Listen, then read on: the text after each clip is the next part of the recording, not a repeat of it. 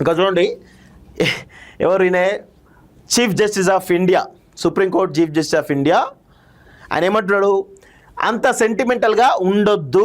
ఎంత సెంటిమెంటల్గా ఉండాలి మరి? కాక్రోచ్ పార్టీపై అత్యవసరంగా దర్యాప్తు జరిపించాలన్న పిటిషన్పై సీజే వ్యాఖ్య. నకిలీ డిగ్రీల లాయర్లపై సిబిఐ దర్యాప్తు కోరుతూ మరో పిటిషన్. తొందరేమీ లేదన్న జస్టిస్ సూర్యకాంత్ అంటూ చూస్తున్నాం. సో ఆయనకు సెగ బాగా దాగినట్టున్నది. ఏది పాపం కాక్రోచ్ పార్టీ జెన్జీ యొక్క సెగ సుప్రీంకోర్టు జస్టిస్ ఎవరైతే ఉన్నారో ఆ సూర్యకాంత్కు గట్టిగా తాకినట్టుంది. సో దానికి సంబంధించి ఆయన ఏమంటున్నారో ఒకసారి దాని గురించి కూడా మాట్లాడే ప్రయత్నం చేద్దాం. ఎక్కడ ఉన్నది? సుప్రీంకోర్టు ప్రధాన న్యాయమూర్తి వ్యాఖ్యలపై దుష్ప్రచారం చేస్తున్నటువంటి కాక్రోచ్ జనతా పార్టీ కార్యకలాపాలపై అత్యవసరంగా దర్యాప్తు జరిపించాలని కోరుతూ దాఖలైన పిటిషన్ సుప్రీంకోర్టు తిరస్కరించింది. ఒకవేళ సుప్రీంకోర్టు యాక్సెప్ట్ చేసి ఉంటే బాగుండు. ఇంకా పెద్ద ఎత్తున కాక్రోచ్ పార్టీ దేశంలో ఇంకొక రకంగా భయపడ్డాడు. సుప్రీంకోర్టు సీజే ఎవరైతే ఉన్నారో సూర్యకాంత్ భయపడి ఆ యొక్క పిటిషన్ తిరస్కరించిండు. అనవసరంగా సెంటిమెంట్ రెచ్చగొట్టద్దని చెప్పేసి, అంత సెంటిమెంటల్గా ఉండొద్దని చెప్పేసి ఉన్నారు. ఎందుకంటే సుప్రీంకోర్టు చీఫ్ ఎవరైతే సీజే ఉన్నారో ఆయన విమర్శించొద్దని ఎలాంటి రూల్ లేదు కదా. ఆయన కూడా తప్పులు చేశాడు. ఆయన కూడా ఒక మాట దొరలొచ్చు కాక మాట్లాడినప్పుడు ఖచ్చితంగా ఆయన కూడా విమర్శిస్తారు. ఆయన ఏం రాజ్యాంగానికో దానికో దీనికో విరుద్ధం కాదు కదా, సపరేట్ రాజ్యాంగం కాదు కదా.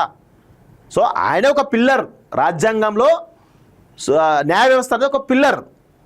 సో కానీ రాజ్యాంగానికి విరుద్ధంగా ఈరోజు భావప్రకటన స్వేచ్ఛను హరిద్దామని ప్లాన్ చేస్తూ ఉంటే ఎక్కడ ఊరుకుంటూ ఈరోజు కాక్రోచ్ జనతా పార్టీ వల్ల ఆయన ఎంత పెద్ద ఎత్తున డ్యామేజ్ అయ్యిండో చూసినాం.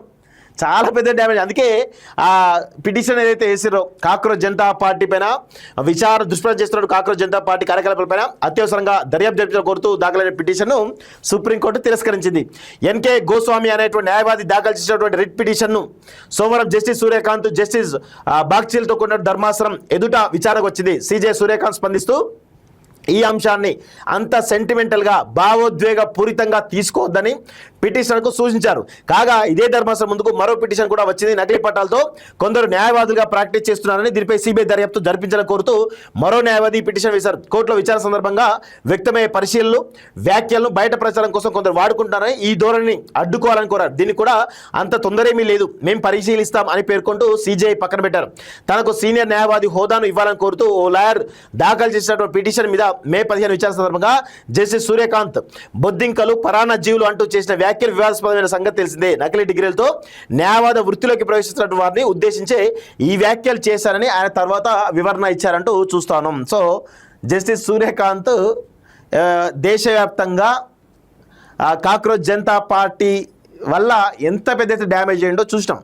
సో ఇప్పుడు సీజే ఏదైతే కాక్రోచ్ జనతా పార్టీ పైన విచారణ చేయాలని చెప్పేసి ఒక పిటిషన్ వేసి దాన్ని తిరస్కరించాడు. ఎందుకంటే తిరస్కరించకపోతే దేశవ్యాప్తంగా మళ్ళీ అగ్నికి ఆజ్యం పోసినట్టే కనబడుతూ ఉంటుంది. సో అందుకే సెంటిమెంటల్గా ఉండొద్దు అని చెప్పేసి చాలా స్పష్టంగా తిరస్కరించిండు.